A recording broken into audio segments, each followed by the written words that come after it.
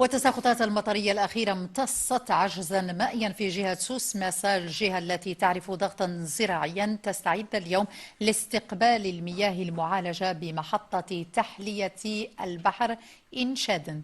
نادية اليوبي رفيقة جماد.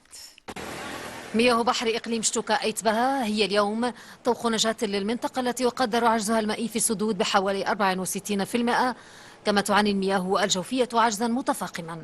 طوق نجاة المنطقة يتمثل في منطقة إنشاد لتحلية مياه البحر لتزويد الساكنة بالماء الصالح للشرب والفلاح بمياه الري. غادي ينتج ان شاء الله في المدى القريب 275 الف متر مكعب في اليوم، 150 الف متر مكعب في اليوم تمشي للماء الشرب، اي ما يناهز تقريبا 70 مليون متر مكعب في السنه، و125 مليون غادي تمشي للسقي في سهل شتوكا اللي تعرف الطبقه ديالو المائيه واحد العجز كبير.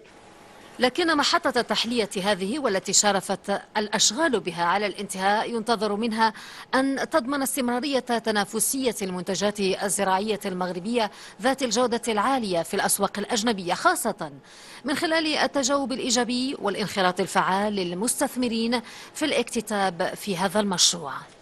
اليوم هذا ماشي اختيار، هو ولا واحد اون اوبليغاسيون، لأن لي زانفستيسمون كبار والناس باش يستمروا في الخدمه ديالهم.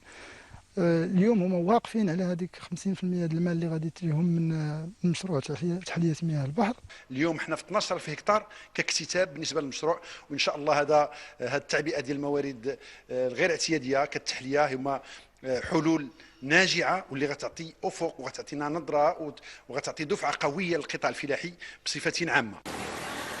محطة تحلية مياه البحر شتوكا أيتباها هو نتاج لوعي المشترك لدى عموم الفاعلين بضرورة ضمان تحقيق التوازن المائي وضمان تنمية مستدامة من خلال موارد إضافية غير اعتيادية.